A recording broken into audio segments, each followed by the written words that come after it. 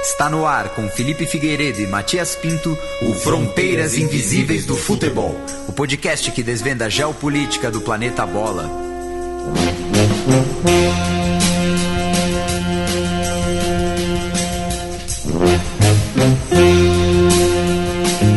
Boa alvorada, ouvintes da Central 3, está começando mais uma edição do Fronteiras Invisíveis do Futebol, parceria aqui da casa com o Xadrez Verbal.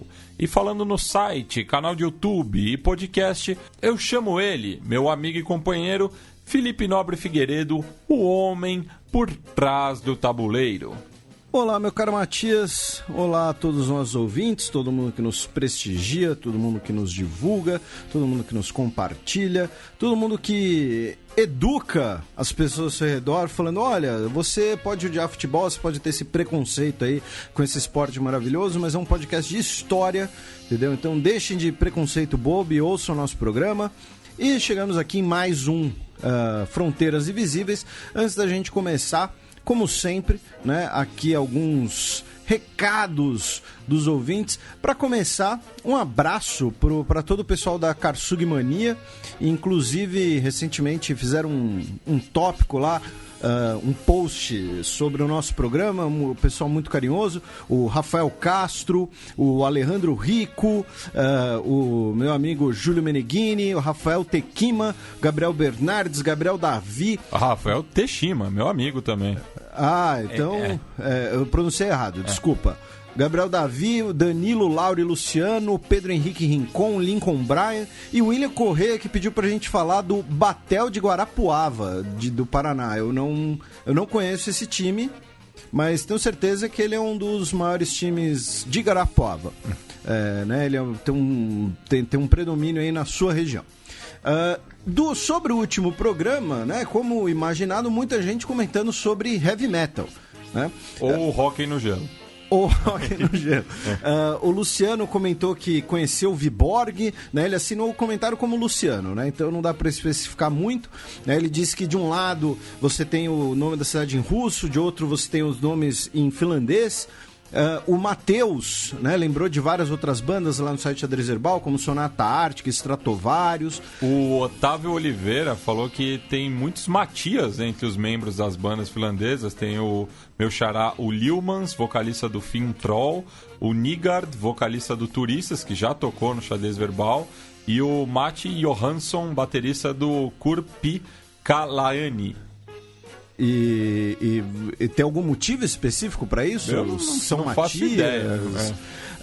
E falando nisso, a nossa querida Gabriel Sobral, do Dragões de Garagem, ela e outras pessoas também, muito fãs de Nightwish, lembraram... A Dark Gabi. Isso, esclareceram pra gente que tem 4 músicas do Nightwish em finlandês, só que uma é meio que uma baladinha introdutória lá do álbum e outra é bilíngue, então muito provavelmente por isso que a gente acabou... a gente não, eu, né, culpa minha, acabei nem vendo ali na pesquisa. O Carlos Henrique Lima Veloso disse que Istmo da Carélia parece o nome de uma parte do corpo em que vocês mandam um beijo. E a Larissa Nunes disse que também gosta muito de heavy metal, por isso ela começou a estudar o idioma finlandês. E ela disse que o idioma finlandês tem 14 casos de encontros consonantais. Então tá aí essa informação. O Roger Henrique disse que o podcast da Arábia Saudita influenciou ele a gostar de metal saudita, agora metal finlandês. E finalmente... o estranhamento aí é o metal saudita, né? O estranho seria ter não sei, qual a música mais popular na Arábia Saudita? Um turbo folk árabe, só que finlandês. E finalmente o nosso médico Daniel Medeiros Almeida, né, lá dos Estados Unidos, disse que gostou muito do programa, falou também da carreira da Tarja, porque ela se formou na principal academia de música clássica na Finlândia. Disse que lá a música clássica que é muito difundida também, e ele disse que ela tem um álbum só de Ave Marias que ele deu pra mãe dele de presente, que tem 67 anos, mas ela preferiu o Nightwish. Então não sei se ele quis dizer que o álbum de Ave Marias é chato. E finalmente o Gabriel Cabral disse que nos elogiou e pediu um beijo pra noiva dele, Juliana, torcedora do esporte, e diz que sou viciado no podcast e conhece o programa de tanto que falo quando estou bebendo. Então tá aí, a gente é companheiro de cachaça do Gabriel. Um abraço aí pro Gabriel e pra noiva dele, a Juliana, torcedora do esporte. O Denner Gomes e o Fernando Fante lembraram de uma banda finlandesa de metal e hardcore chamada Força Macabra, que se inspirou na cena brasileira dos anos 80. Eles cantam em português, inclusive o nome dos integrantes é abrasileirado. E o Fernando também lembrou que tem uma colônia finlandesa no Brasil chamada Penedo. É a mesma Penedo ali... Do Rio de Janeiro? É lá no Rio de Janeiro. E segundo aqui a Embaixada da Finlândia no Brasil, ela foi fundada em 1929 por Toivo Skalio. Perdão. É o Tuvo, o Tuvão. O Tuvão. O Jonas Dominguini de Souza, que quer dar os parabéns pra gente pelo melhor podcast possível. Ele que nos escreve lá de Criciúma, em Santa Catarina. E ele não conhecia Nightwish e queria dar parabéns também pela música escolhida no final do programa. Achou muito boa.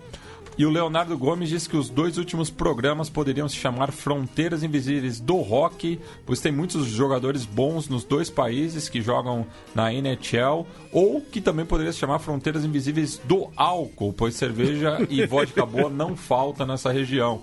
E ele falou que mandou o programa para um amigo finlandês que ele tem, que chama Arto Palovara, que é fã do Paulo Freire, que por sinal tem conceitos utilizados nas escolas finlandesas. Tudo doutrinado. Tudo doutrinado, mas assim, o amigo finlandês dele fala português, espero, né? Imagino que sim, né? Senão o cara vai receber e falar... Okay. Valeu, né? Pô, 2 caras falando em português aí e não sabe falar os nossos nomes aqui, mas então... Enfim, Felipe, apresente pra gente o tema da edição desta quinzena. Isso, a gente, esse ano de 2018, o bicentenário da independência dos nossos não vizinhos do Chile, já que, né, a gente tem 2 países na fronteira, na América do Sul, que não fazem fronteira com o Brasil. O Equador, que já teve programa, e agora a gente vai fazer do Chile, né? 200 anos de independência chilena agora em 2018. E um país que tem uma trajetória muito, muito interessante, muito curiosa. E assim, e antes da gente começar a falar da história do Chile, tem uma coisa muito legal. Né, a internet ela veio para ficar, né, Matias? A gente já falou isso. E tem um site que permite que você compare países e continentes na mesma escala, né? Porque, caso o nosso ouvinte não saiba, né, os mapas eles têm uma distorção, porque não dá para você colocar uma bolota num mapa 2D, porque a Terra é uma bolota, ela não é plana. E... Não é. E, cara, eu juro pra você, eu não sabia. Se você esticar... Não. Eu já vou... Se você colocar o Chile no mapa da Europa, ele vai dar de Gibraltar até o topo da Noruega. Tipo, ele é fininho, mas ele vai cruzar aquele negócio inteiro. Entendeu? Então, assim, o Chile, ele não é tão pequeno assim. E um abraço especialmente para os nossos ouvintes que cresceram nos anos 90 com as piadinhas de que um então vice-presidente do Brasil, Marco Maciel, era o Chile, né? Porque ele era magrelo e comprido, e aí às vezes diziam e não serve para nada, e não, enfim, alguma coisa assim, porque era a época que o Chile só tomava do Brasil no futebol, né? Tomou em 98, teve uma época atemporal. Mas você entendeu o que eu quis dizer. Bem, então passamos para o primeiro bloco para falar sobre a história antiga do Chile.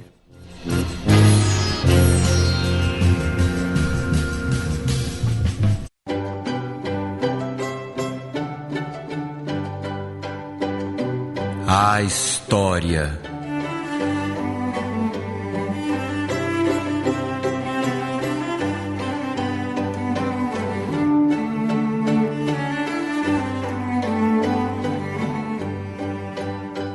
Bem, Felipe, voltemos ao 10º milênio antes da Era Comum para tratar dos vestígios mais antigos de ocupação humana no que hoje é o Chile, né? Que datam de 9.430 em Taguatágua, localizado no Chile Central, 8.760 em Cueva de Fel, no extremo sul, 7.730 em Quebrada de las Conchas, no litoral norte, e 7.640 em Maraci, na Terra do Fogo. a quebrada de Las Conchas, ela fica aqui na periferia de São Paulo. Uma quebrada ali. Já no sexto milênio, tem início o período agroalfareiro, que é análogo ao neolítico na Europa, né? Que é marcado pelo domínio da agricultura, domesticação de animais e produção artesanal, cerâmica, teares, etc. A gente vai pular agora, né? Bastante tempo na história, vamos tratar, claro, do Chile...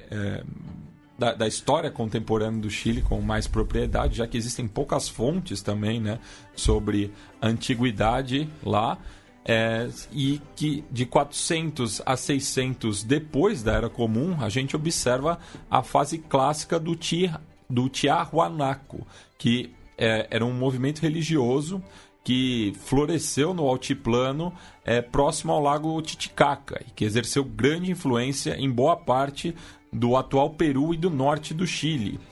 O significado de Chile é confins em Quechua, visto que o domínio inca se estendeu ao sul até o rio Maule, que hoje é a atual 7ª região do Chile. A divisão administrativa do Chile são as regiões e elas têm números, né? Elas são conhecidas pelo número antes do nome. Então, geralmente é do 1 ao 16, só que daí tem algumas que entram depois, enfim, não é tão simples assim. E isso é interessante para duas coisas. Um lembrete que é o tradicional, que a gente sempre faz, que os países são construções modernas, né? Então, assim, o Chile ele tem uma influência inca muito grande, uma confluência com o que hoje são Bolívia e Peru em algumas partes, com outras partes com o que hoje é a Argentina. E segundo... Ir morar no Chile quer dizer que você foi morar na casa do caramba. Em Inca. Em Quechua, é isso. Tipo, Chile significa longe pra caralho. Eu quis falar caramba, porque a gente tem um 20 menor de idade. Mas desculpa, o senhor tirem as crianças da sala. Exatamente. A partir de 1463, as tropas do Pachacuti Yupanqui e seu filho Tupac ampliaram a extensão do Colassuyo, que era a porção meridional do Tuantinsuyo, cujo epicentro era em Cusco, né? É o nome do Império Inca, sendo detido... Que registre que o Matias fez uma aspas no ar do Império, né? Porque Império é um conceito latino, então tem sempre essa questão que a gente está adaptando aqui o rolê. Sendo detidos pelos Mapuches nas cercanias de Talca, em 1485. Talca que também fica na atual 7ª região, como eu tinha falado anteriormente. A designação de Mapuches, que significa gente local, é uma derivação de Molute, que significa gente guerreira. E existem diversas teorias sobre a origem dessas populações que se assentaram na Araucânia, que é a 9ª região, seja de correntes migratórias transandinas, ou seja, vindos do que hoje é a atual Argentina, ou polinésias, principalmente da Nova Zelândia, porque já encontraram artesanato nas duas costas do Pacífico com semelhanças muito grandes. Então, tem essa teoria de que eles vieram de canoa ali, cruzando o Pacífico, que também é longe para... Então, é engraçado porque, assim, hoje a Ilha de Páscoa, ela é uma posse do Chile, mas a população da Ilha de Páscoa é uma população com ligação com os polinésios. Inclusive, né, agora há pouco citamos a Gabi do Dragões de Garagem, eles fizeram um vídeo sobre isso. E é a população atual da Ilha de Páscoa, porque aqueles que construíram os moais. Os moais não existem. Evaporaram. Mas assim, o meu ponto aqui é o seguinte.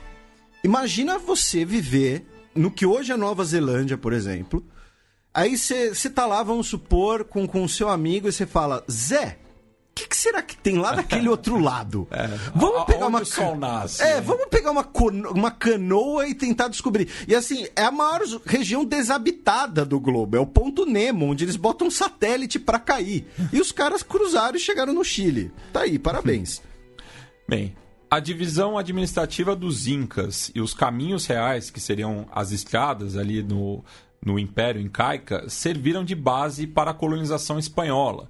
Então você pode observar, né, que com a conquista dos Incas, né, a própria divisão do Tiwansuyo vai ser utilizada para definir o que é o vice-reino do Peru, o vice-reino do Prata e o que será depois a capitania geral do Chile. Que agora eu vou chamar de capitania geral da Casa do Cacete. E a conquista propriamente, no que hoje é o Chile, começou com a exploração ao deserto do Atacama e do Vale de Quillota por Diego Almagro em 1536. Contudo, 3 enviados dos reis católicos a Copiapó foram assassinados pelo curaca local, e daí foi uma coisa que eu relembrei na pesquisa, né, que cacique é um termo que os espanhóis também importaram dentro do Império, porque é de origem caribenha, para definir o líder indígena. O líder indígena, mas nessa região era conhecido como o curaca. Ele foi queimado vivo por ordem de Almagro, que também tomou como reféns 30 indígenas. A expedição foi impedida no Rio Claro quando os conquistadores retornaram a Cusco e o seu líder foi executado por Pizarro. Coube a Pedro de Valdívia a fundação da primeira cidade da Nova Extremadura, que seria a futura capitania geral do Chile e que leva o nome de Extremadura porque era a região da onde o Valdívia vinha da Espanha. Extremadura na Espanha. Em 1541, às margens do rio Mapocho, em homenagem ao apóstolo Santiago.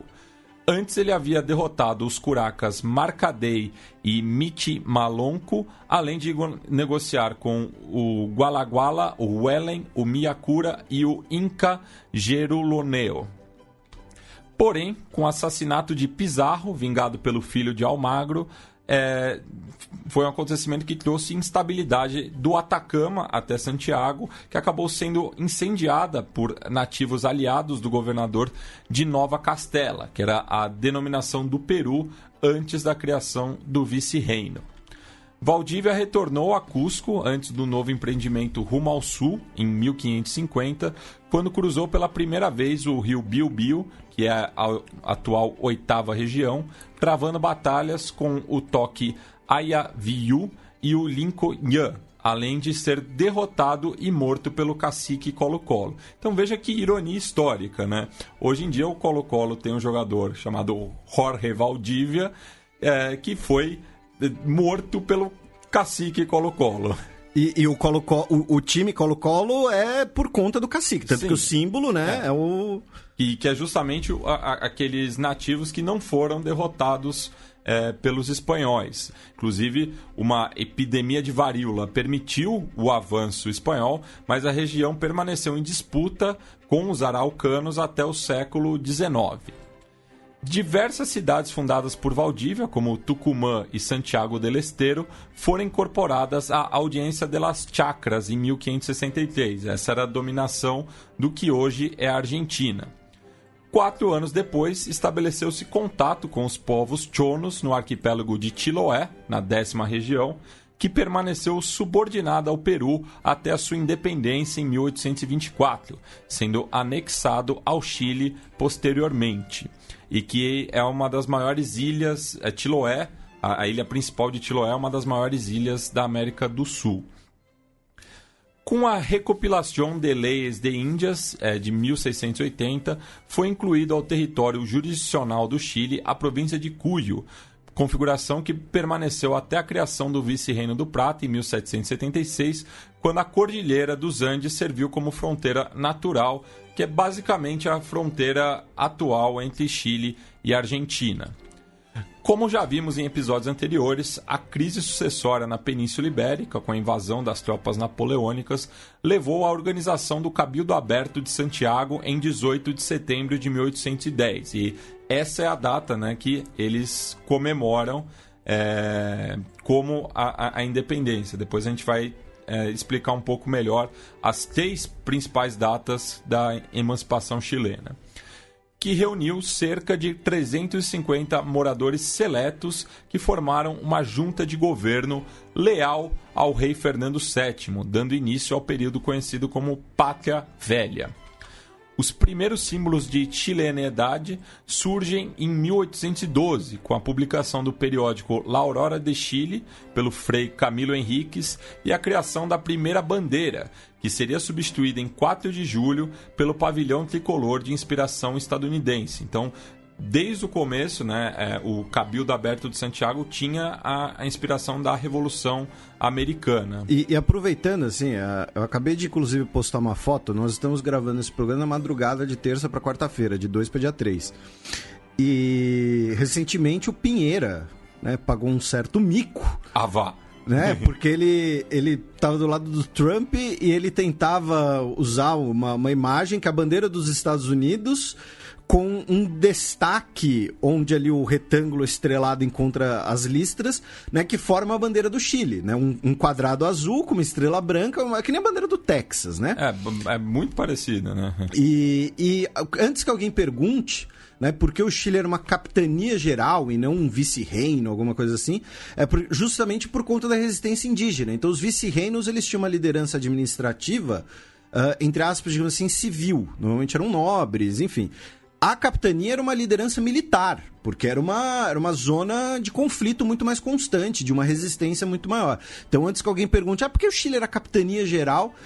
E no caso da capitania geral da Guatemala, que a gente já mencionou em programas anteriores, é porque ela estava subordinada ao vice-reino da Nova Espanha, que era o México. E como falei anteriormente, é cerca de 1/3 do território atual do Chile que estava em disputa com as populações nativas até depois da independência. Então, assim, no período colonial, essa região jamais foi de domínio espanhol.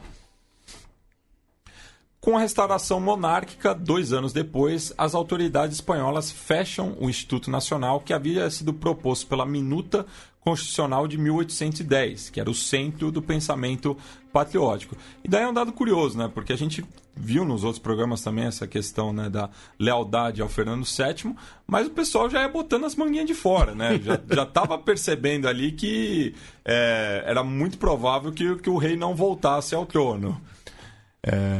Após as vitórias de Bernardo O'Higgins, auxiliado por José de San Martín nas batalhas de Chacabuco, em 1817, e Maipú, em 1818, é proclamada a independência chilena, que tem essas 3 datas-chaves, né? O 12 de fevereiro e o 5 de abril, alusivos às 2 derrotas das tropas realistas, respectivamente, e o 18 de setembro. E daí, em 18 de setembro de 1818... fez essa referência ao Cabildo Aberto, então por isso que essa é tratada como a data principal, né, da independência chilena, e por isso que a gente acabou de passar pelo bicentenário do país.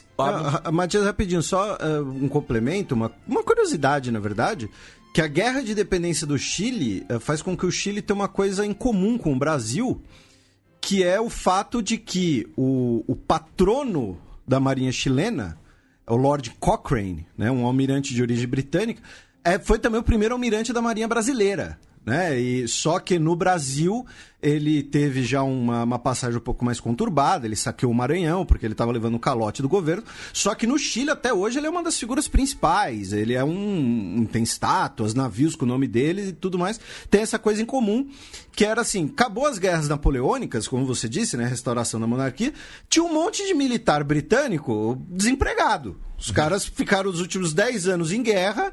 Aí você acaba... Era uma guerra mundial e aí os caras foram servir na Índia e vieram aqui na América do Sul também. A própria Argentina que tem o Guilherme Brown também, né? O Almirante Brown. O Almirante Brown. E não é um típico nome espanhol. E no caso do Chile, a Armada tem uma importância muito grande, até pela particularidade do território, né? O Chile... Para se defender, precisa muito mais de uma marinha forte do que um exército. Até porque tem uns Andes também, né? Invadir o Chile da Argentina é muito mais difícil, embora San Martín tenha cruzado. Sim, a cavalo. O'Higgins instaura uma ditadura até se exilar no Peru, em 1823, quando começa um período de 7 anos de instabilidade política que culminará na Batalha de Lircay, na qual as tropas leais ao presidente Ramon Freire, conhecidos como pipolos, que são jovens, né, são derrotadas pelos pelucones, daí é relacionado à peruca, né? Que respondiam ao ministro Diego Portales, marcando o começo da hegemonia do que viria a ser, né, o Partido Conservador. Os pelucones vão ser os fundadores do Partido Conservador, que governará o país até 1861. Freire se exila na recém-fundada Confederação Peru-Boliviana, em 1836, e comanda um ataque a navios chilenos. Portales convence o então presidente José Joaquim Prieto ao revide da frota em Callao, que é o principal porto do Peru. O conflito armado seguiria por 3 anos, com apoio de Buenos Aires, com uma tentativa de golpe a Prieto e o assassinato de Portales, a mando do Supremo Protetor peruano-boliviano Andrés Santa Cruz. A opinião pública chilena, que estava descontente, transforma o ministro assassinado em Marte e 6.000 homens são recrutados para uma expedição ao Peru, garantindo a supremacia naval do sudeste do Pacífico e a dissolução da Confederação. Em 1842 é fundada a Universidade de Chile, que abre as portas para muitos opositores de Rosas, inclusive Domingo Faustino Sarmiento, e ao lado de intelectuais chilenos formam a geração de 42. É neste contexto que surge o Partido Liberal, em 1849, que derrotará os conservadores 12 anos depois, mantendo-se no poder por 3 décadas até a Guerra Civil de 1891. Então é muito fácil a história, os primeiros anos da independência chilena, porque foram 30 anos de domínio conservador, 30 anos dos liberais e uma guerra civil. Então é 31, 61, 91. Fica a dica aí se você for prestar um vestibular no Chile. É firmado o Tratado de Paz, Amizade, Comércio e Navegação com a Confederação Argentina em 1856, sendo substituído posteriormente pelo Tratado de Limites entre Argentina e Chile em 1881, que depois vai resultar no conflito pelo Estreito de Beagle. E também o Tratado de Limites entre Bolívia e Chile, de 1866, que bota fim a uma disputa pelas reservas de nitrato de potássio e salite que vinham desde a década de 1840. Entretanto, a disputa por jazidas de salite em Antofagasta, entre uma companhia chilena e o governo boliviano, redundará na Guerra do Pacífico, que vai durar de 1879 até 83, com nova aliança entre Bolívia e Peru. A vitória do Chile é maiúscula, conquistando territórios ao norte e praticamente definindo as fronteiras atuais com os vizinhos, que seguem sob júdice no Tribunal de Haia. E essa questão, né, da fronteira ao norte, a guerra no Pacífico ela é pouco conhecida no Brasil, mas ela foi uma guerra de uma proporção muito grande para o continente sul-americano. E ela envolvia, direto ou indiretamente, já 2 das principais potências do mundo, que eram os Estados Unidos e o Reino Unido. O Reino Unido queria garantir os investimentos deles na região, que eram os principais exploradores dessas reservas, e os Estados Unidos queriam evitar que o Chile se tornasse uma potência naval na costa americana do Pacífico. Inclusive, o próprio porto de Valparaíso ele ganha uma importância muito grande a partir da descoberta do ouro na região do estado da Califórnia, né? O Gold Rush. Né? Exatamente. E assim, durante muito tempo os Estados Unidos vai ter quase um monopólio na costa americana do Pacífico. E os Estados Unidos chegou a mandar um navio de guerra, assim, sabe? Do tipo, olha, vocês me pagam em 20 vezes daqui a 20 anos pro Peru, para evitar que o Chile... Porque eles temiam que o Chile tomasse o Peru inteiro, porque o Chile chegou a tomar Lima, ocupou Lima, né? A Bolívia deixa o Peru na mão. A gente tem que falar isso. Isso tem que ser falado. A Bolívia deixou o Peru na mão. E você mencionou antes também o canal de Beagle. O canal de Beagle, a treta fronteiriça só foi resolvida com uma intervenção do Papa João Paulo II e era a opção prioritária de uma guerra dos militares argentinos. Né? Quando a Argentina começou a se ferrar ali no final dos anos 70 e início dos anos 80, eles falaram, olha, a gente precisa aqui de uma guerrinha para dar uma animada na galera. Vamos invadir o Chile aí e pegar o canal de Beagle de volta. Só que aí viram que a logística ia ser complicada e preferiram atacar o Reino Unido. Por quê? Porque são burros. Mas... Então, assim, essas duas questões aí, da Bolívia e do Chile, que dura até hoje, né? Que você mencionou, e o canal de Beagle também teve uma duração até pouco tempo. Essa consolidação das fronteiras aí da América do Sul como um todo, mas especialmente dos nossos vizinhos. E a gente vê, né, no mapa atual do Chile, né, as regiões de Arica, Parinacota, Tarapacá, Antofagasta e Atacama faziam parte de Peru e Bolívia, né? Também é algo bastante extenso, assim, né? E um solo muito rico, né? Então, nessa, Bolívia se ferrou. E o Peru, né? O Peru entrou pelo cano. E a Bolívia, assim, que vamos combinar, ela perde território para todos os vizinhos, né? A Bolívia é o único país que conseguiu a proeza de perder uma guerra pro Paraguai. E, assim, perdeu quase metade do território também nessas disputas. Bem, falando agora do futebol propriamente dito, a gente vai ver como a modalidade chegou no país, apesar que vocês já devem ter um palpite.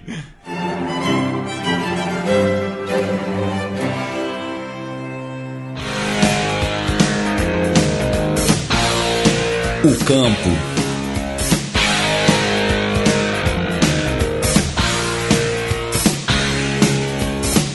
Veja só, Felipe.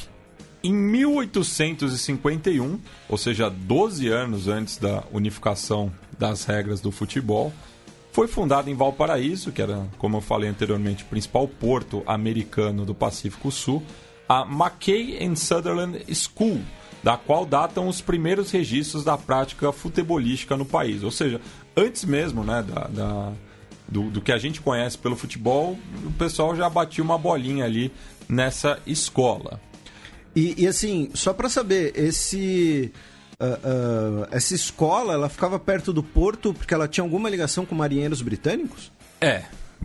Evidentemente. Tá, entendi. Não, só queria... porque a gente precisava falar a palavra marinheiros ou ferroviários. A gente é obrigado por contrato a falar uma dessas duas palavras. Próximo dali, na estrada rumo à Laguna Verde, foi adotada a Cancha de los Gringos, que também recebia partidas de cricket e rugby. E curioso, né? O termo cancha, ele significa uma área delimitada em Quechua. Então, por isso que é tão utilizado no continente americano. Não é tão comum já na Espanha, por exemplo, se referir ao campo de futebol como cancha, apesar de que os espanhóis volta e meia adotam temas latino-americanos para o futebol. Porque não tem criatividade. Nenhuma. Adotam muitos jogadores. Exatamente, né? Assim, o Barcelona tem que adotar o Messi, tem que adotar o termo cancha. Enfim. Em outras cidades portuárias também são registradas partidas entre estrangeiros, casos de Antofagasta, Concepción e Coquimbo.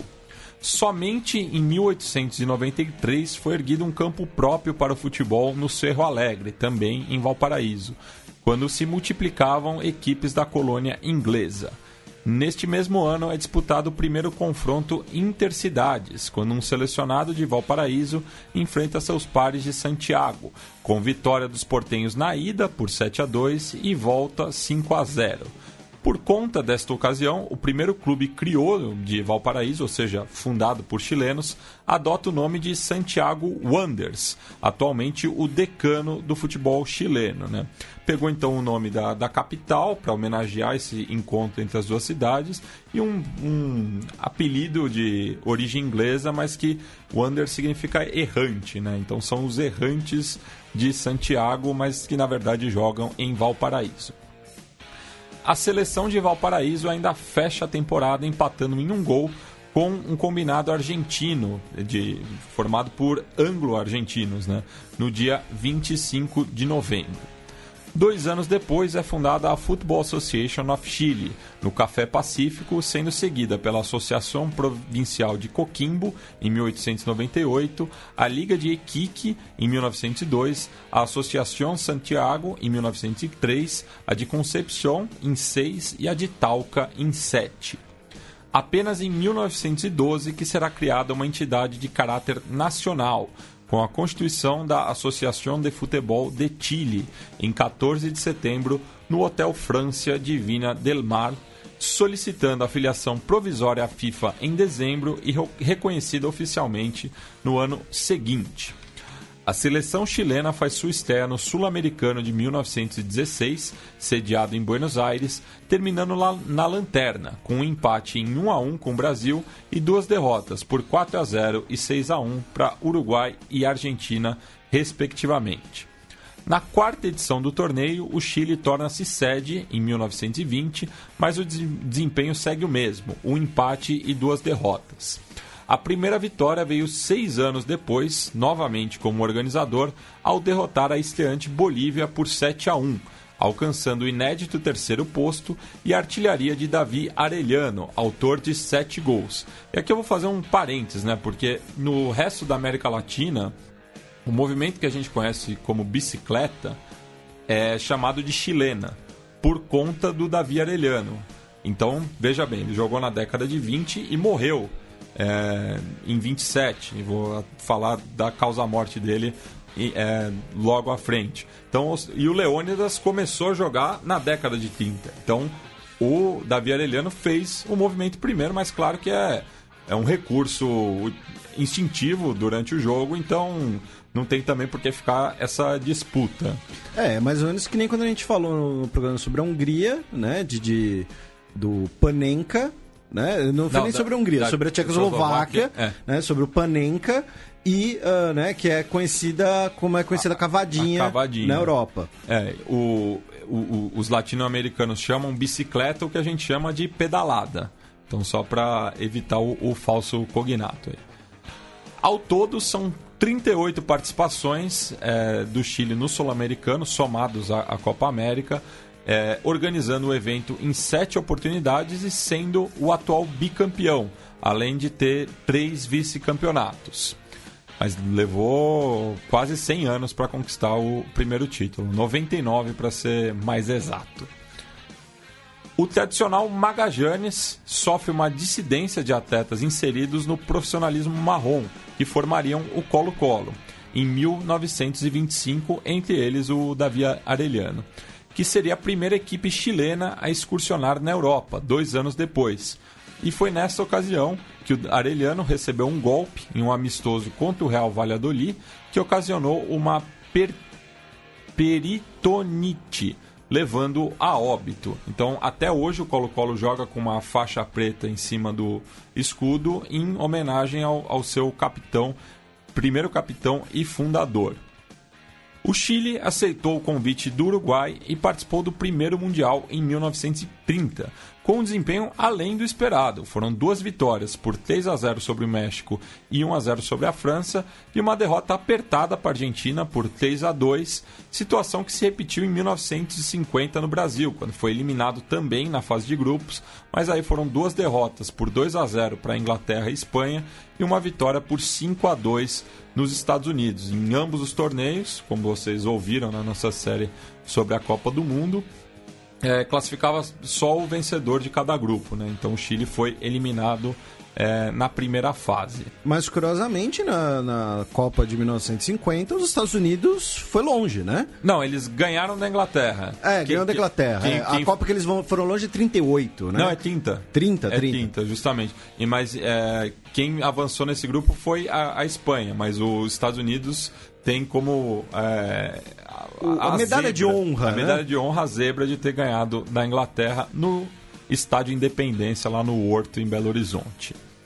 Durante o Congresso da FIFA, realizado em Lisboa, no dia 10 de junho de 1956, o representante chileno Carlos Ditbord, então presidente da Conmebol, declarou: "Por que não temos nada, queremos hacerlo todo." E prometendo bancar todas as despesas das delegações estrangeiras, remodelar o Estádio Nacional e construir uma estação de televisão, o Chile foi escolhido como 7ª sede do Mundial.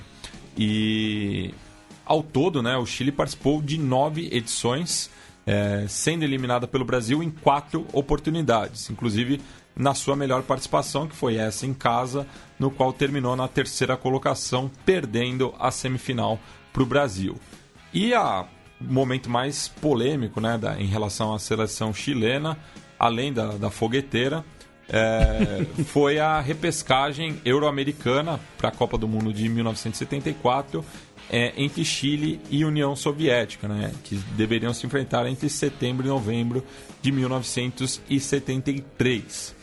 De duas nações amigas, elas viraram rivais devido ao golpe que assassinou o presidente Salvador Allende 15 dias antes do jogo em Moscou, que acabou sem gols. E antes que retome uma polêmica que ocorreu aqui no programa anos atrás, no programa do Xadrez Herbal, o Allende não foi assassinado, ele se matou. Ele se matou porque, assim, o Palácio Presidencial estava cercado de tropas, estavam aviões jogando bombas, ele estava basicamente sozinho ali com seus últimos aliados, e aí ele optou para suicidar, pelo suicídio do que se entregar. Tá? Mas assim, quando você é forçado a cometer suicídio, não é exatamente, né, uma livre e completa escolha, né? Depois de muita insistência dos soviéticos de vetar o Estádio Nacional, que fora utilizado como centro de detenção e tortura nas primeiras semanas da junta militar para a partida de volta, a FIFA, agora presidida pelo brasileiro João Avelange, não cede à pressão e mantém o local após uma vistoria da entidade. Bem lavando as mãos, né? Com a recusa dos soviéticos em viajar a Santiago, os chilenos uniformizados conduzem a bola sem adversário para que Chamaco Valdés a empurre sem resistência ao gol. Depois desse espetáculo patético, os jogadores voltam aos vestiários e sobem novamente ao gramado de Ñuñoa, dessa vez acompanhados pelo Santos Futebol Clube, que venceu a seleção local por 5-0. Agora a gente vai passar aqui por alguns dos principais jogadores da seleção chilena, né? Começar pelo Alexis Sánchez, que é o maior artilheiro e jogador que mais atuou pela Roja, né? São 39 gols em 121 jogos. 2 a mais do que o Cláudio Bravo, que detém que foi o jogador que mais vezes vestiu o bracelete de capitão. Ambos não anunciaram a aposentadoria, mas ao que tudo indica, não devem voltar a jogar pela seleção chilena. Tá Especialmente o Cláudio Bravo, porque os jogadores odeiam ele porque ele é cagueta. Não gostam da esposa dele. Porque ele é cagueta das coisas pra esposa que jogou pra mídia. Pois é. Dos 10 atletas com mais participações, apenas Leonel Sanches atuou no século passado, entrando em campo 85 vezes, enquanto que Elias Figueroa é o único a disputar 3 mundiais. Eu queria apontar aqui que o senhor, usando das prerrogativas de autor do roteiro, manobrou o regimento interno para dar um jeito de colocar o Figueroa no roteiro, agradando então a sua família. O meu progenitor. Mas isso é um dado relevante também. O Figueroa é um jogador que atuou muito pouco, né, no campeonato local. Não tem, como a maioria dos jogadores, nenhuma conquista relevante pela seleção. Só que por muitos meios ele é considerado o principal jogador da história do Chile, pela projeção que ele teve. Por muitos meios. O jornalzinho dos sócios do Inter. Não, eu tô falando sério. O Figueroa, inclusive, na seleção de 74, ele mesmo, o zagueiro, era considerado o principal jogador do Chile. Não é sem clubismo aqui. Entre os 10 maiores goleadores, Carlos Caselli, Marcelo Salas e Jorge Aravena são os únicos com uma média maior de 0,5 gols por jogo. O Caselli, inclusive, com uma média de 0,6, né? Um negócio impressionante. Ele que deixou de jogar muitas vezes justamente por perseguição política, né? Já que quando a seleção chilena conquistou, né, a vaga para a Copa de 74, na visita ao Palácio de la Moneda, ele recusou cumprimentar o Augusto Pinochet. Situação que, inclusive, a mãe dele acabou sendo torturada posteriormente, e ele teve uma atuação muito importante para o fim da ditadura via o plebiscito. Ivan Zamorano, Pedro Reyes e Nelson Tapia eram os 3 atletas acima de 23 anos na conquista da medalha de bronze nos Jogos Olímpicos de Sydney em 2000. Então, até a conquista da Copa América, esse era talvez a principal conquista da seleção chilena. Tapia era o goleiro, né? Não, Tapia é o atacante, que é o atual técnico do Colo-Colo. Qual era aquele chileno ruim pra cacete jogando no São Paulo? Era o Vargas? Mergas? Não, eu acho que você está se confundindo com o Sierra, Felipe, cuja maior atuação dele no São Paulo foi a chegada ao Morumbi a bordo de um helicóptero. Ele que havia enfrentado o São Paulo pela semifinal da Libertadores de 94 pela União Espanhola. Agora falar do campeonato chileno propriamente, né? Ele é disputado desde 1933 de forma profissional, mas a primeira edição contou apenas com 8 equipes, todas da capital. Então eu vou listar elas do último até o campeão, e a maioria delas não existe mais, ou mudou de nome, ou está jogando campeonato amador. Então vocês vão ver aí que poucas vocês conhecem de nome, né? Tem o Green Cross, que virou o Deportes Temuco, inclusive saiu de Santiago e foi para o sul do país, que é a cidade natal do Marcelo Salas. O Santiago National, o Morning Star, que virou o Santiago Morning, a União Espanhola, o Audax Italiano, o Badminton, que não sei o que eles estavam fazendo aí, jogando futebol, o Colo-Colo e o Magallanes, que sagrou-se campeão e emendou o tri ali no começo do futebol profissional no Chile. E o Deportes Magallanes, durante muito tempo, foi a principal equipe do país, mas tem apenas 4 títulos, né? E hoje disputa a segunda divisão chilena, inclusive com Loco Abreu no elenco. Loco Abreu que chegou a 800 jogos profissionais outro dia pelo Magallanes, né? Atingiu essa marca atuando agora pelo Magallanes, inclusive meteu um gol de pênalti na ocasião. E você gosta do Audax Italiano? Não. Ok. O Magallanes ele foi fundado em 1897 como Escola Normal, depois adotou esse nome em 1904. O Audax Italiano, daí eu vou fazer a listagem dos clubes campeões cronologicamente, né? Quando conquistou o seu primeiro título. O Audax Italiano foi fundado em 1910 e tem 4 taças. O Colo-Colo, como eu falei anteriormente, é de 25 e tem 32 títulos, é o maior campeão chileno. A Universidade de Chile é de 27 e tem 18 canecos. O Santiago Morning foi fundado em 1903 como Morning Star, ligado justamente a esse jornal, é um time ligado a um periódico, e tem apenas um campeonato já como Santiago Morning. A União Espanhola foi fundada em 1897 como Centro Espanhol, tem 7 conquistas, é o 5º maior campeão chileno. O Green Cross, fundado em 1916 com esse nome, é o atual Deportes Temuco, tem um campeonato. A Universidade Católica, de 37, tem 12 títulos, é o 3º maior campeão. O Everton é de 1900, foi fundado em Valparaíso, mas atualmente está em Viña del Mar, que é uma conurbação ali, né, na 5ª região. Tem 4 estrelas. O Palestino, que a gente já tratou inclusive no programa sobre a Palestina, é de 1920 e é bicampeão, inclusive quando o Figueroa volta ao Chile, ele é campeão pelo Palestino. O Santiago Wanderers, que é o decano do futebol chileno, de 1892, é tricampeão. A União San Felipe é de 1956 e é o único caso de um time chileno campeão logo após subir de divisão, né? Isso em 1971. O Huachipato, de 1947, tem 2 voltas olímpicas. O Cobreloa, que é fundado em 1977, daí é um fenômeno, né? Ele é octacampeão, atualmente está na 2ª divisão, assim como o Cobresal, que é de 1979, e ao lado do O'Higgins, são os 2 campeões mais recentes, né? O O'Higgins foi campeão em 2013 e o Cobresal em 2015 ou 14, agora não me lembro. Acho que foi 15 porque enfrentou o Corinthians na Libertadores de 2016. Falando da Copa Chile... assim, só para antes que alguém pergunte também, os 2 nomes têm a ver com cobre, sim. Não é sim, uma coincidência. São ligados a empresas mineradoras. Inclusive o Cobresal corre o risco de deixar de existir, porque ele está situado no acampamento de San Salvador, que é uma cidade exclusivamente mineradora, ao contrário de Calama, que é a sede do Cobreloa, mas que é uma cidade maior. Mas San Salvador está para desaparecer quando acabar o cobre na região. E isso, as previsões mais otimistas tipo daqui a 15 anos. Então é um time aí que está com os dias contados. Lembrando que cobre na tabela periódica é Cu. É Cu, verdade. É uma informação aí para o nosso ouvinte.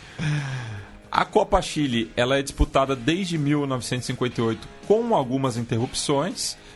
O Colo-Colo é o maior campeão com 11 conquistas, seguido de Universidade de Chile com 5, a Católica com 4, o Anders com 3, o Iquique também, o Iquique que é de 78 e tem 3 taças também, União Espanhola e Palestino com 2, assim como a Universidade de Concepción, que é a caçulinha aí, é de 94. O Cobreloa tem uma, assim como La Serena, que é de 1955, o Everton, União San Felipe, o Cobressal e o Luz Cruz Martínez, que é uma equipe de Copiapó de 1905, que atualmente disputa o campeonato amador. Em 1948, o Colo-Colo organizou o Campeonato Sul-Americano de Clubes Campeões, que é o embrião da Copa dos Campeões da América, que é a atual Libertadores, com as participações de River Plate, Litoral da Bolívia, o Emelec do Equador, Municipal do Peru, Nacional do Uruguai e o Vasco da Gama, que, quebrando todos os paradigmas, foi campeão desse sul-americano de 1948. Inclusive o Vasco pediu que fosse equivalente à Libertadores. Que nem o Robertão com o brasileiro. Isso. Agora, falando dos chilenos em competições internacionais, a gente tem o Colo-Colo, que foi campeão da Libertadores em 91, foi vice em 73, assim como da Sul-Americana em 2006, e conquistou a Recopa de 92, batendo o Cruzeiro em final disputada em Tóquio. A União Espanhola foi vice-campeã da Libertadores em 75, perdendo para o Independiente da Argentina. O Cobreloa foi 2 vezes finalista da Libertadores de forma consecutiva, 81 e 82, perdendo para Flamengo e Peñarol, respectivamente. A Universidade Católica é campeã da Copa Interamericana, batendo o Deportivo Saprissa da Costa Rica, e disputou essa competição porque aceitou o convite no lugar do São Paulo, porque era uma competição entre o campeão da América do Sul contra o campeão da CONCACAF. O São Paulo, por conta do calendário, não disputou, então foi lá a Católica representar o continente. E, por fim, a Universidade de Chile foi campeã da Copa Sul-Americana de 2011, quebrando a maldição do Estádio Nacional, né? Porque todas as equipes chilenas que disputaram um título internacional no principal estádio de Santiago não conquistaram o título. Inclusive o próprio Cobreloa jogou as finais no Estádio Nacional, e o Colo-Colo, quando foi campeão da Libertadores, jogou no seu próprio estádio, né, o Monumental da Via Arellano. Então a Universidade de Chile aí acabou com a maldição do Estádio Nacional. Considerações, Felipe? Não, apenas aqui dizer que é um tema muito complexo para o meu coração, porque existe uma categoria de pessoas que são aqueles que amam odiar o Jorge Valdívia ou odeiam amar o Jorge Valdívia. Você está em qual categoria? Eu não sei. Essa é a questão, eu não sei. Eu não sei o que eu sinto por esse homem, por esse rapaz, entendeu? Eu não sei o que eu sinto por esse campeão da América, inclusive. Sim. Foi campeão da América com o Chile. Nas duas oportunidades. E o Chile... vou aproveitar aqui e fazer uma provocação, então, Matias, como eu sempre gosto de fazer. O time do Chile era muito bom e mascarou o trabalho que não seria tão bom assim do Sampaoli, ou o trabalho do Sampaoli realmente foi muito bom? Essa é uma... Quem não gosta de futebol pode pular. Eu acho o Sampaoli fez um ótimo trabalho na Universidade de Chile, mas na seleção chilena ele pegou ali a semente do Bielsa. Então eu acho que... Acabou mascarando um pouco, acabou sobrevalorizando. Acho que não é mascarando, mas assim, o São Paulo não começou do zero. Tá. Eu acho que o Marcelo Bielsa ele tem uma importância, acho que, maior do que o Sampaoli no Chile. Ok. Foi uma boa resposta. Como esperava de você. O Bielsa, assim como o Carlos Caselli, recusou a cumprimentar o presidente na ocasião quando visitou o Palácio de la Moneda. No caso, o Pinheira. Então, para a opinião pública, ele ganhou pontos também. E fica aí a dica, né? Porque, assim, eu não vou citar nomes, mas tem muitos canais aí que transmitem futebol latino-americano, ou então campeonatos em que brasileiros enfrentam latino-americanos, que só sabem falar o seguinte: eles são, insira aqui a nacionalidade, são catimbeiros.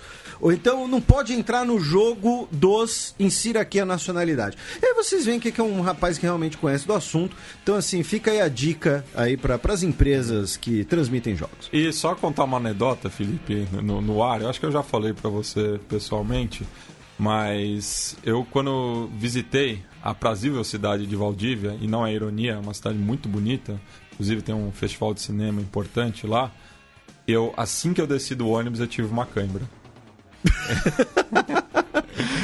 Pra quem gosta de futebol entendeu o que isso quer dizer. E eu tô curioso, né? Porque você já visitou o Chile várias vezes e até agora você não falou de abacate. Então, fica aí a dica para os ouvintes também. Quando vocês forem para o Chile, vocês podem se alimentar basicamente de palta, que é como eles chamam o avocado, né? Então, segundo você, eles põem tudo. Põe no café da manhã, no almoço, no jantar, no cachorro quente. Você vai no KFC, tem um sanduíche com palta. Enfim, é uma delícia. Experimenta o as italiano, que é as de assado. E daí tem as cores da bandeira da Itália, né? O verde do abacate, o vermelho do tomate e o branco da maionese. Dá pra passar uma semana comendo isso, eu fiz isso. Então... Por isso que você ficou desse tamanho. Pois é. Mas vamos tocando o barco aí para falar da história recente do Chile, né? Do século XX até os dias de hoje.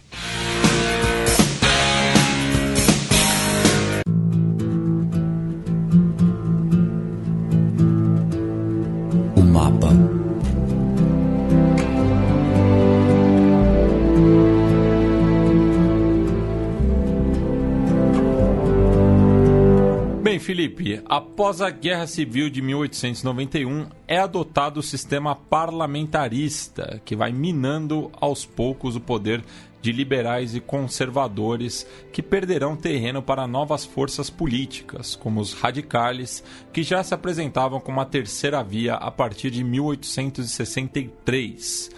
Em 1920, Arturo Alessandri, candidato da Aliança Liberal, derrota os representantes das oligarquias nas eleições presidenciais. No ano seguinte, Alessandri apresenta ao Congresso um projeto de Código do Trabalho, entre outras medidas reformistas que desagradaram os setores mais conservadores. Ele será derrubado por uma junta militar em 5 de setembro de 24, que impediu as reformas e declarou estado de sítio. Contudo, a juventude militar, conduzida por Carlos Ibáñez e Marmaduke Grove, decorem esses nomes. Eu não sei até hoje porque não teve uma banda chilena chamada Marmaduke Groove. Apoiada pelo incipiente operariado, derrubou o general Luiz Altamirano em 23 de janeiro de 1925, trazendo Alessandri de volta ao poder, que também promulgou uma nova Constituição aprovada em plebiscito, pondo fim ao parlamentarismo. Ainda enfrentando forte oposição, Alessandri abandonou o governo 3 meses antes do término, sendo eleito o ex-presidente Emiliano Figueroa Larraín, que designou o coronel Ibáñez ao Ministério do Interior para acalmar setores alessandristas das Forças Armadas. E eu citei o Figueroa Larraín e eu lembrei agora, ele foi sucedido pelo Barros Luco, que é outro sanduíche muito popular no Chile. Então vocês podem comer um presidente do Chile enquanto vocês estiverem por lá. Pede um Barros Luco. Ok. Né? Ok. Um ano e meio depois, Figueroa Larraín renunciou ao cargo, sendo substituído pelo próprio Ibáñez, que foi eleito presidente em 27 de maio de 27. Durante o governo Ibáñez, que foi mostrando sua face autoritária paulatinamente, a influência norte-americana aumentou consideravelmente, devido à mudança de eixo do capitalismo estrangeiro ao término da Grande Guerra, ao mesmo passo que o cobre substituiu a salitre como principal item de exportação. Desgastado pela crise de 1929, o então ditador Ibáñez não resistiu aos protestos estudantis e também não terminou seu mandato. Nas eleições seguintes, o Partido Radical surgiu como alternativa e o seu candidato Esteban Monteiro chegou ao Palácio de la Moneda, lançando mão da repressão, tal qual seu antecessor, entrando em choque com os trabalhadores nos massacres de Copiapó e Vagenar, que ficaram conhecidos como Navidad Trágica em 1931, já que ocorreram em 25 de dezembro deste ano. Em 4 de junho de 1932, Monteiro sofreu um golpe de militares socialistas comandados por Marmaduke Grove, que prometia anistia para os presos políticos, nacionalização das jazidas minerais, reforma agrária, taxação das grandes fortunas, etc. Porém, a experiência socialista durou apenas 12 dias, através de um contragolpe que designou Carlos Dávila para um governo provisório de 100 dias, desencadeando um período de anarquia política, na qual o presidente da Corte Suprema convocou novas eleições. Então, a primeira experiência de socialismo e anarquia na América Latina a gente viu no Chile.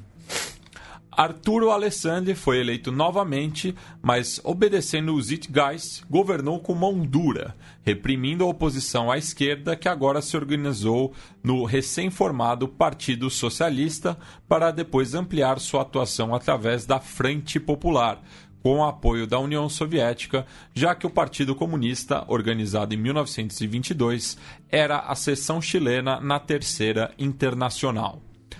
A AFP conquistou importantes vitórias nas eleições parlamentares de 1937 e elegeu o presidente Pedro Aguirre Cerda em 25 de outubro do ano posterior.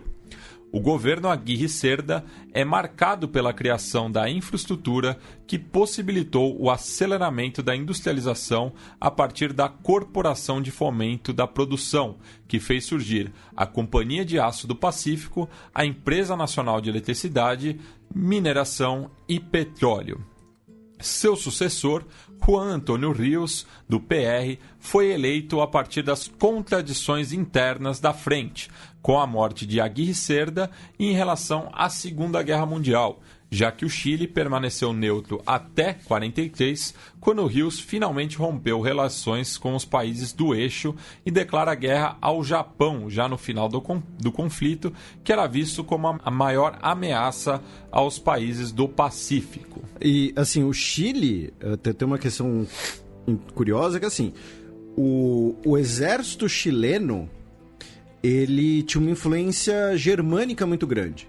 Né? Os principais instrutores do exército chileno, desde o final do século XIX, eram do Império Alemão.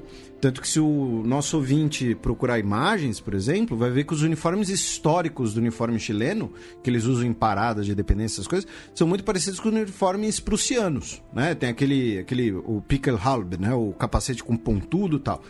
Então, os militares chilenos, eles eram contra declarar guerra à Alemanha. O Chile não declara guerra à Alemanha. Ele é o único país da América Latina que não declara guerra à Alemanha, nem pelo menos formalmente. E ele só declara guerra ao Japão porque existia na época uma pressão diplomática muito grande de que, olha, os países que não entrarem na guerra contra o eixo não vão poder fazer parte das Nações Unidas. Então aí o Chile vira e fala, tá bom, vamos entrar em guerra contra o Japão, mas o Chile se recusa. Os militares chilenos que pressionaram para não entrar em guerra com a Alemanha, porque, assim, eles são brothers, eles que foram responsáveis aqui pela formação do corpo de oficiais chilenos. Então tinha essa questão também, e o Chile só entra na guerra nas últimas semanas, assim, nem só para constar. Só pra constar, E tal qual o Brasil, né, o sul do Chile tem uma forte influência germânica também, né? Eu citei na região de Valdívia, Osorno, tudo, ali tem uma colonização alemã muito forte. Para mim, a única coisa que tem no sul mesmo do Chile é pinguim. Tem o sul e o extremo sul. Ok. O sul ainda habitável. Tá. Com o rompimento da Frente Popular, o PC apoia a candidatura do radical Gabriel González Videla, em 1946, que havia sido embaixador chileno no Brasil. Por conta da sua atuação diplomática, González Videla subscreve o Tratado Interamericano de Assistência Recíproca, no Rio de Janeiro, em 1947, a Carta da Organização dos Estados Americanos, em Bogotá, em 48 e o Pacto de Ajuda Militar de 52, situando o Chile no chamado Mundo Livre e traindo a base comunista que entrou na ilegalidade no segundo ano do mandato.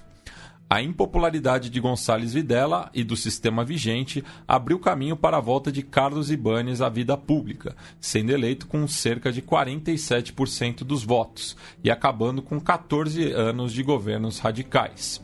Aproveitando a alta do cobre em meio à Guerra da Coreia, Ibáñez investiu no aparato estatal, criando a Corporação de Habitação, a Empresa Nacional de Fundições e o Ministério da Mineração. Com o cessar-fogo no paralelo 48, o Chile passou por uma grande recessão e o governo ficou refém das companhias estadunidenses que forçaram a criação de uma nova lei de comércio em 55, reduzindo a tributação do mineral.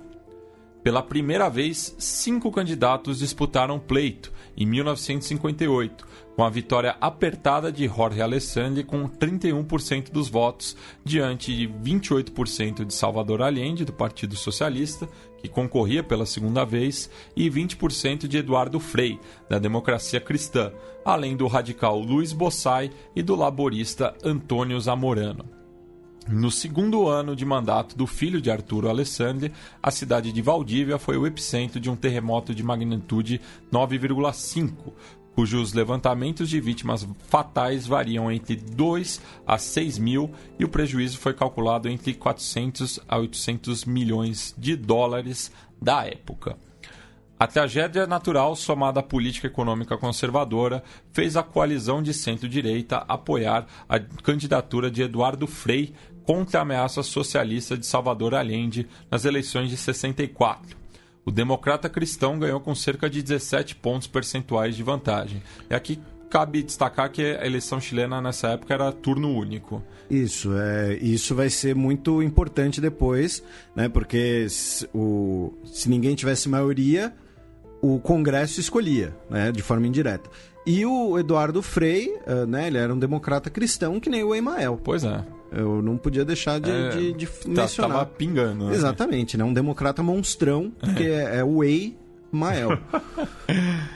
A principal medida econômica foi a criação de sociedades mistas com as holdings norte-americanas do setor minerador, garantindo lucro aos investidores estrangeiros, mesmo com a flutuação das jazidas minerais no mercado internacional, que chegou a representar cerca de 80% das divisas chilenas. A perda do poder de compra do trabalhador, somada às agitações pelo continente, levou finalmente à vitória de Salvador Allende em 1970, agora coligado com a Unidade Popular, mas com pouco mais de 50 mil votos de diferença para o ex-presidente Jorge Alessandri. Radomiro Tomic, apoiado por Eduardo Frei, não chegou ao 1 milhão de eleitores, ao contrário dos demais concorrentes. E aqui cabe um parênteses também, de que quem garantiu a posse do Allende foi o comandante em chefe do exército, o René Schneider Cherot, que inclusive acabou sendo assassinado por conta disso, justamente pelo que o Felipe falou, né? Por essa decisão poder ir para o Congresso, ele falou, não, vamos parar de palhaçada, o cara concorreu democraticamente e vai ser eleito. E o assassinato do Schneider tem envolvimento direto da CIA. Sim. Que estava apoiando os golpistas, né? E ele era o principal empecilho, porque ele era o comandante das Forças Armadas. O segundo em comando era um tal de Augusto Pinochet, aí, que está, como a gente fala, sentado no colo do capeta. Pois é, e inclusive teve a participação da AT&T Corporation, né? A companhia telefônica estadunidense nesse processo também. Ela que foi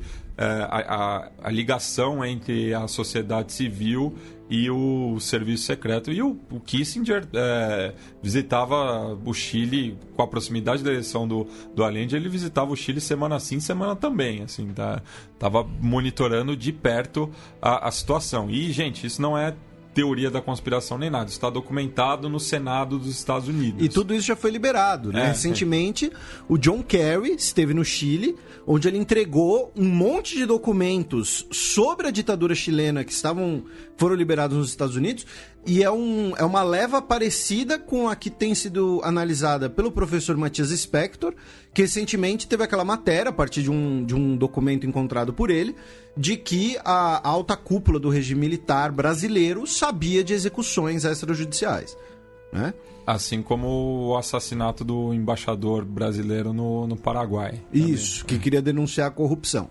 Da usina de Itaipu. Disposto a mudar os apontamentos da teoria da dependência, Allende nacionalizou o cobre sem indenização, visando estancar a dívida externa que quase quadruplicou durante o curso dos governos Alessandri e Frei. E daí foi a partir desse momento, né, que o Allende foi ganhando cada vez mais impopularidade, né, com o empresariado chileno, né, que era muito dependente justamente do capital estrangeiro, e daí o governo dele vai sendo minado, né, por questões de ordem econômica, né? Acho que o caso mais emblemático é o lockout, né, das companhias de transporte, gerando uma crise de abastecimento em todo o Chile. Isso é muito bem documentado nos documentários do Patrício Guzmán, chamados A Batalha do Chile. E aí nós temos o golpe, né, que derruba o Allende pouco tempo depois. E você citou o Pinochet, né?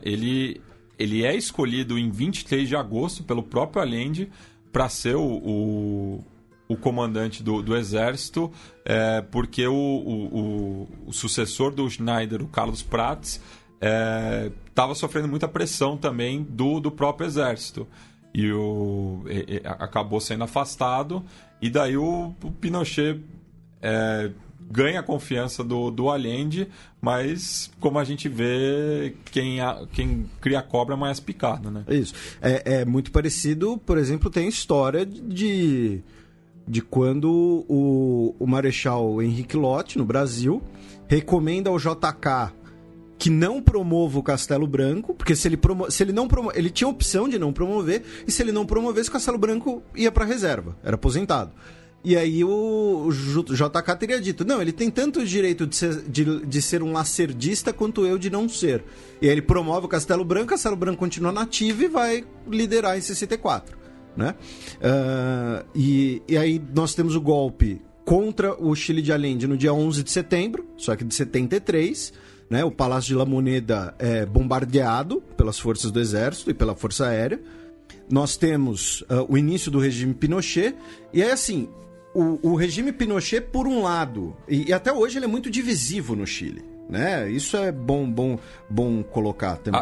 E até pelo personalismo, né? Porque ao contrário das outras ditaduras da época, desconsiderando o Stroessner no Paraguai, que é um outro contexto, mas as demais ditaduras do Cone Sul, desse período, elas não são personalistas, né? Elas são juntas ou então tem um revezamento.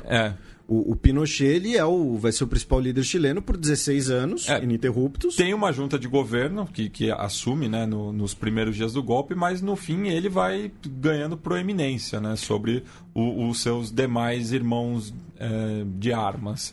E aí, por um lado, ele é muito... Os seus defensores celebram o fato de que ele consertou a economia, né? Pelas políticas no primeiro momento, né? Com os Chicago Boys, que incluía, na época, um economista que estudou lá, que hoje é conselheiro presidencial na campanha brasileira.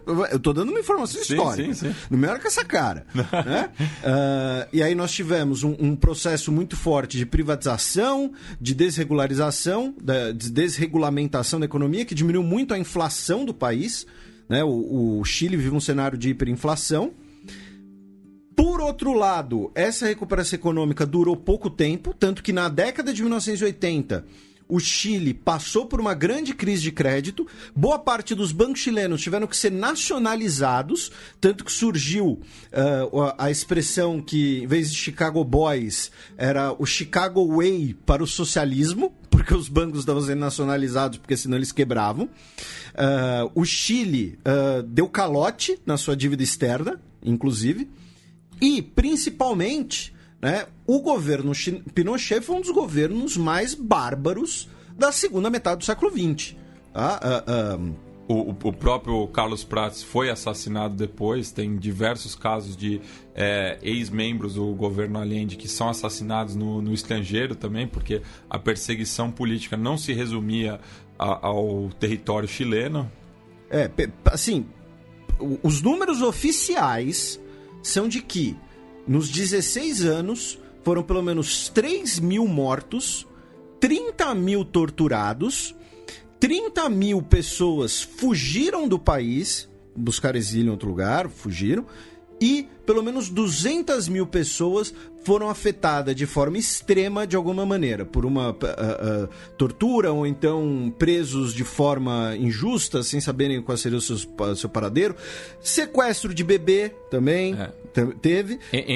Eu citei, né, entre os militares, né, o próprio pai da Michelle Bachelet era um alto oficial da aviação. E ele também foi preso e morreu no cárcere, né? Muito por conta da questão psicológica, né? Foi bastante afetado por conta disso. E assim, lembrando também, o governo Pinochet foi muito marcado por corrupção, sua família está sendo condenada por corrupção até hoje. Alguns dos crimes prescreveram. O seu governo estava envolvido com tráfico de drogas.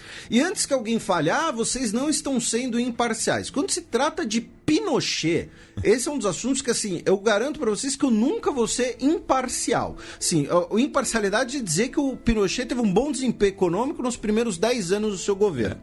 Tá? De resto, além do péssimo desempenho econômico, ele está sentado no colo do capeta como um grandíssimo desgraçado que ele foi. E curioso você citar também os Chicago Boys, né? Que o Chile acabou se transformando num laboratório do neoliberalismo na América Latina.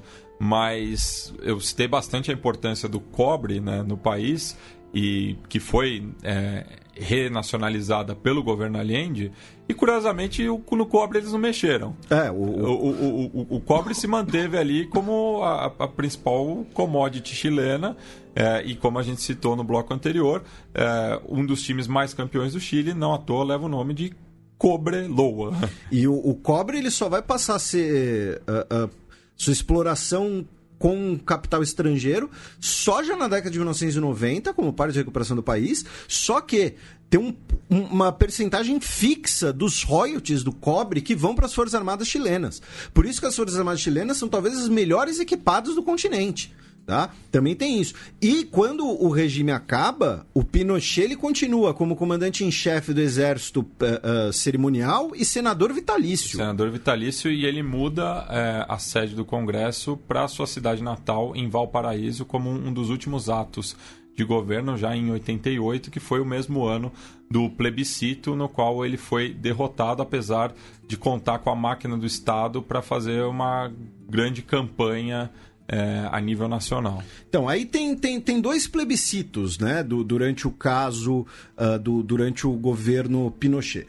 Um deles em 1981, quando a nova Constituição de 1980, que até hoje é a Constituição do Chile, ela é submetida a um referendo e junto com o referendo da Constituição vinha a renovação do mandato dele por 8 anos. Um mandato de 8 anos. Nesse referendo, o governo ganha com 67% dos votos, tá? Contra 33% dos votos não ou inválidos. Só que, é claro, esse referendo é muito criticado por ter, eventuais irregularidades. Um dos principais críticos dessas irregularidades era justamente o Patrício Alvim, que vai ser o primeiro presidente do Chile Democrático. A gente já entra nisso. E depois tem o referendo de 88, que era, na verdade, era um plebiscito, né? De que se o Pinochet deveria ter mais um mandato de 8 anos. E o não vence com 55% dos votos, cerca de 4 milhões dos votos, embora também digam que essa vitória foi apesar das irregularidades do regime, como você citou. Né, que tinham muitos partidos e verbas oficiais para a campanha a favor do sim. Né? Aí, para a gente passar aqui rapidamente, Matias, né, nós temos a redemocratização chilena, em 1990. Você citou o Patrício Alvim, foi o primeiro presidente desse período, né? Ele é seguido por outros 3 presidentes da Concertación, que é a coalizão de centro-esquerda do país, inclusive o Eduardo Frei Filho, homônimo, né, do pai, que ele é Eduardo Frei Ruiz Tagle, mas leva o mesmo nome do pai, e o seu pai era um grande opositor do Allende e conspirou contra o governo, mas na redemocratização ele assumiu aí um papel mediador. Mas além do Patrício Aylwin, o Eduardo Frei Ruiz Tagle, o Ricardo Lagos e a Michelle Bachelet. Somente com o Piñera, né, que a centro-direita volta ao poder no país. O Patrício Aylwin, que era um democrata cristão também, tal que qual. Nem o Emael. E o Eduardo Frei. Os mandatos vão sendo encurtados. No Chile não tem reeleição. Mandatos de 5 anos. Antes da ditadura eram de 6. Sim. Então o Allende ele sofre o golpe na metade do mandato. E aí, desde 2006, o Chile entrou num loop temporal, né, que ele nunca mais saiu, porque de 2006 a 2010 foi Bachelet, de 2010 a 2014 foi o Piñera, aí de 2014 a 2018 foi a Bachelet, agora tá o Piñera de novo. Tudo indica que ele vai ficar no cargo até 2022, quando a Bachelet vai ser a presidente do Chile, que vai ser sucedida em 2026 pelo Sebastián Piñera, que vai ser sucedido em 2030 por um ciborgue da Bachelet, né, e vai ficar assim. E assim, como você disse, o Piñera, ele é o primeiro conservador eleito no Chile desde 58. Não é nem só o pós-Pinochet, né? Porque assim, se você pensar no democrata cristão como centro-esquerda, aí o último conservador no poder no Chile eleito democraticamente tinha sido em 58. Porque daí é a coalizão, né? Porque o Partido Democrata Cristão ele acaba indo para a esquerda após a ditadura. É uma questão do contexto. Sim, da sim, época, do né? referencial de cada um, né? Aquela coisa, o PSDB, ele não é de direita, mas ele está à direita, né? Aquela discussão que tem sobre o sistema partidário brasileiro. E aí, para a gente, né, passar as informações de hoje, né, do Chile, o Chile é um país de um presidencialismo unitário, sua área é de cerca de 756 mil quilômetros quadrados, 37º do mundo, sua população de 17 milhões e meio o faz dele o 64º mais populoso do mundo, só que um dos menos povoados do mundo, né? Sua densidade demográfica é muito baixa, porque boa parte do território do Chile, assim, né, vai morar lá, você, né, em vez de reclamar. Seu PIB por paridade de compra é de 477 bilhões de doletas, 42º do mundo. Seu PIB per capita, também poder de paridade de compra, é de 26,6 mil, 53º. Seu IDH é de 843, 44º do mundo, maior da América Latina, tá? Assim, ao sul do Rio Grande dos Estados Unidos, o Chile é o com maior IDH. E aí eu vou lançar uma pequena provocação aqui, né, que é uma provocação parecida com a do Nerdologia recente e tal, que é o seguinte: o Chile, como vocês talvez tenham percebido no programa, o Chile ele teve uma guerra civil no final do século XIX, ele teve uma grande crise ali no entorno da crise de 29 e a ditadura Pinochet. Tirando isso, o Chile é talvez o país sul-americano com mais tradição democrática. Talvez não, certamente é o país sul-americano com maior tradição democrática. É um país que, por exemplo, aboliu a escravidão muito cedo, embora seja um país que tem questões raciais até hoje, você pode falar isso muito melhor do que eu. E é o país com maior IDH. Vocês acham que isso é coincidência? Fica a provocação. Enfim, Felipe, para quem quiser saber mais sobre a história do Chile, qual que é a sua dica? Olha, a minha dica vai ser o filme com o Gael Garcia Bernal. Ia ser a sua dica? Tô roubando? Não. Ok. É o filme é um filme chileno, não, tá? É não. Tem o Gael Garcia Bernal, que eu sei que arranca muitos suspiros aí por aí. Um abraço para o nosso ouvinte Marcele. E inspirou, sei lá, 10% dos recém-nascidos nos últimos 5 anos. Se chama Gael. Então, um abraço para o nosso querido ouvinte Marcele, minha aluna indireta, digamos assim, que inclusive está aí firme e forte no concurso da carreira diplomática. Foi indicado ao Oscar de melhor filme estrangeiro e é um filme que fala sobre o plebiscito de 88, né, sobre o fim da ditadura Pinochet. Claro, tem vários outros exemplos possíveis, né, mas eu vou aí de No. Eu vou tentar achar um outro filme aqui muito, muito bom sobre o Chile, que eu já recomendei antes, inclusive o nome está me fugindo, enquanto você dá a sua dica, meu caro Matias. A minha, na verdade, são 3 dicas. Uma sobre a pré-história do Chile, um livro clássico da pesquisadora Gretchen Monsti, que foi lançado em 1971 e que foi base para mim escrever o roteiro do primeiro bloco. O livro do meu amigo Nicolas Vidal, chamado Cambio de Juego, que ele traz diversas passagens políticas envolvendo o futebol no Chile. E também o primeiro filme do diretor Anders Wood, que ficou conhecido por produzir e dirigir o Machuca e o Violeta foi al Cielo, que é de 1997. São 3 médias, né, sobre o futebol no país, uma se passando em Santiago, outra história passando em Calama, né, ali próximo do deserto do Atacama, e outra em Chiloé, a ilha ali no sul do país. Então, dá um panorama bastante diverso da realidade chilena, também através do futebol. E você lembrou aí o outro filme? Eu vou aproveitar que você chutou o pau da barraca e eu vou dar então mais 2 dicas. Uma é o filme que eu queria lembrar, que se chama Desaparecido, que é um filme do Costa Gravas, estrelado pelo Jack Lemmon. Filmaço. Que ganhou Palma de Ouro em Cannes em 82, isso daqui eu estou colando, é claro, mas eu não lembrava o nome. Que fala a história real de um jornalista dos Estados Unidos, chamado Charles Horman, que, entre aspas, desaparece, né, logo depois do golpe de Pinochet. Né? Vamos lembrar que não existem desaparecidos políticos, existem pessoas que foram mortas e seus cadáveres foram ocultados. Tá? E a terceira, né, ainda indo no tema que você mencionou, é a série, né, no caso o capítulo, o episódio sobre o Chile, da série do Futebol nos Tempos do Condor, né, do Lúcio de Castro. Também. Que inclusive tem um episódio especialmente sobre o Chile. E aí eu vou repetir, assim, eu sei que o clima político brasileiro anda muito complicado, eu sei que o Brasil lida com maneira muito diferente com o seu legado autoritário do que o Chile, mas assim, a ditadura Pinochet no Chile, ela não tem defesa. Tá, gente? Ela foi um governo extremamente violento, bárbaro, tá? E como eu disse também, um governo corrupto, um governo ligado com tráfico de drogas. Então, e nada disso que eu estou falando é mentira, é invenção, fica à vontade aí, Google tá aí para isso, tá? E tem as referências que damos aqui.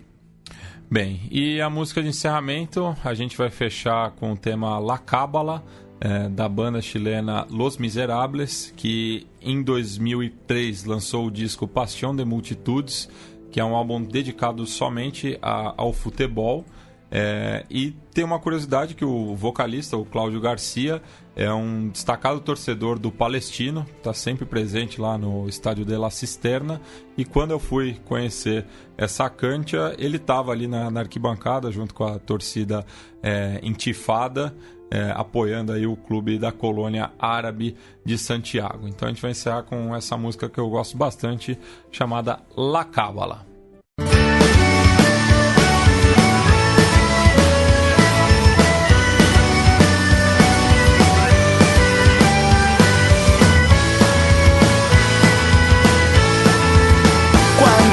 Llegas muy cansado del trabajo, yo estoy durmiendo ya cansado de estudiar, pero recuerdo que el domingo al estadio en familia nos iremos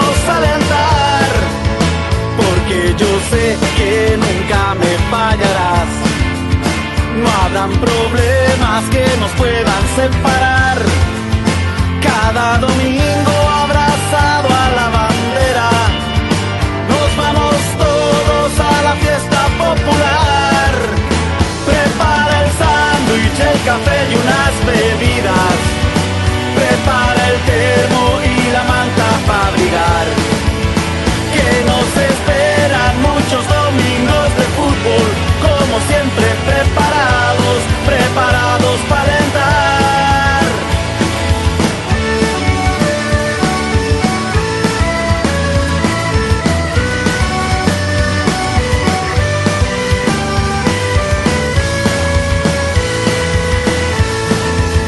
Cuando yo llego del colegio por la tarde, tú con tu radio y tu taza de café, yo amo estos colores gracias a ti. Y no hay hinchada que nos pueda competir, porque mi cábala es tener esta familia. Cada domingo es un